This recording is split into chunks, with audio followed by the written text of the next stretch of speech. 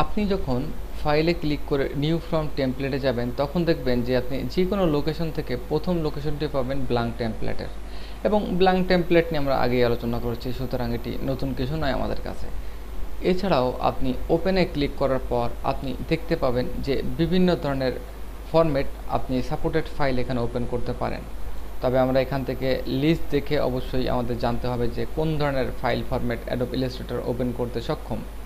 এখানে যখন ক্লিক করব আমরা অনেক ধরনের ফাইল ফরম্যাট দেখতে পাচ্ছি, তার মধ্যে অ্যাডোব বিশেষ করে ইলাস্ট্রেটরের ফাইল প্রথম, এবং Adobe PDF, AutoCAD drawing file, bitmap type file, Corel draw file, computer graphics something.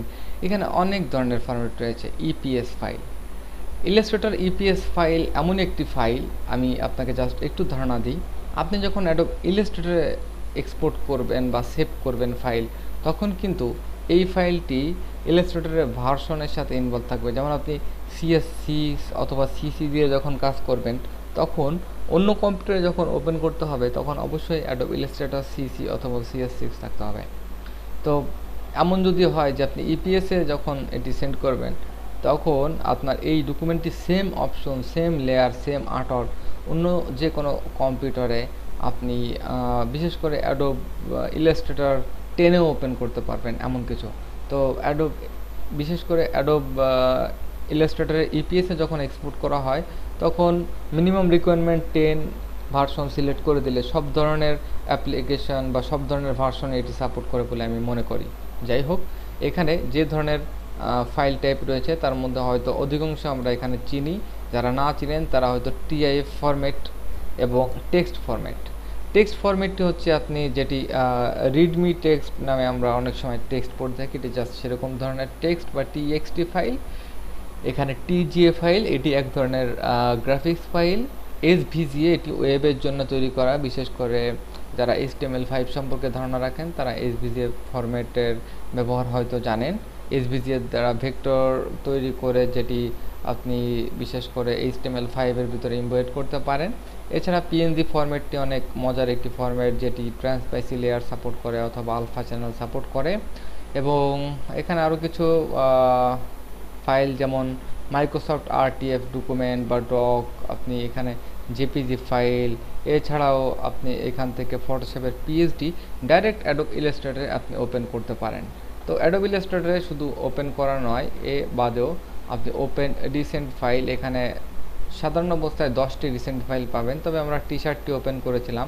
আমরা যদি আরও কটি ওপেন করি, যেমন এখান থেকে ব্ল্যাঙ্ক টেমপ্লেট, ব্যানার অ্যাড, এবং এটিকে জাস্ট ক্লোজ করি, আবার ওপেন, এবং এখান থেকে জাস্ট সিডি কেস এবং ক্লোজ, আবারও ফাইল ওপেন। এখান থেকে আমরা ওয়েবসাইট এবং ডিভিডি লেভেল। এবার আপনি এখানে রিসেন্টে যাবেন, যে এখানে 4টি আমি রিসেন্টলি ওপেন করেছি এবং সেটা লিস্ট দেখতে পাচ্ছি। ব্রাউজ ইন ব্রিজ, আসলে ব্রিজে আপনি ব্রাউজ করতে পারেন যে কোনো ধরনের রাস্টার এবং ভেক্টরকে। যারা সাধারণত ব্রিজ ইনস্টল করেছেন তারা হয়তো দেখতে পাবেন যে আপনার ব্রিজটি যখন ইনস্টল হয় তখন অ্যাডোব ফটোশপের সাথে একরকম, ইলাস্ট্রেটরের সাথে একরকম, এবং অ্যাডোব আফটার ইফেক্ট, ইনডিজাইন প্রত্যেকটি অ্যাপ্লিকেশনের সাথে তার একটি মিল রয়েছে। আমি এখানে জাস্ট অ্যাডোব ইলাস্ট্রেটরে ওপেন করেছি, যার জন্য অ্যাডোব ইলাস্ট্রেটরে ব্ল্যাঙ্ক টেমপ্লেট ফোল্ডারটি সে অটোমেটিক লোকেট করেছে, এবং ডবল ক্লিক করার পর আমরা দেখতে পাচ্ছি যে আমাদের ভিতরে কোন ধরনের আর্টওয়ার্ক এবং ডাইরেক্ট থাম্বনেল আপনি দেখতে পাচ্ছেন, যেটি হয়তো আপনি নর্মাল অবস্থায় দেখতে পারবেন না। আমি জাস্ট এটিকে মিনিমাইজ করি, ফাইল এবং নর্মালি ওপেন। এখানে আপনি যদি থাম্বনেল অপশনটি ওপেন করেন তাহলে দেখতে পাবেন শুধুমাত্র আইকন, এবং কোনোটির প্রিভিউ আপনি দেখতে পাবেন না। তবে ব্রিজে এমন একটি ম্যানেজমেন্ট বা আপনার ইমেজ থেকে শুরু করে আপনার যে ধরনের রিসোর্স ম্যানেজ করার জন্য অনেক সুন্দর একটি অ্যাপ্লিকেশন, যেটি আপনি যেই অ্যাপ্লিকেশনের মাধ্যমে ওপেন করবেন ঠিক সেই অ্যাপ্লিকেশনের ডকুমেন্টের থাম্বনেলটি আপনি এখানে পেতে পারেন, এবং আপনি এখান থেকে ডবল ক্লিক করেও আপনি অ্যাডোব ইলাস্ট্রেটর ওপেন করতে পারেন, এবং ডবল ক্লিক করেন আপনি দেখতে পাচ্ছেন যে আপনার এই ডকুমেন্টটি অ্যাডোব ইলাস্ট্রেটর ওপেন হয়েছে।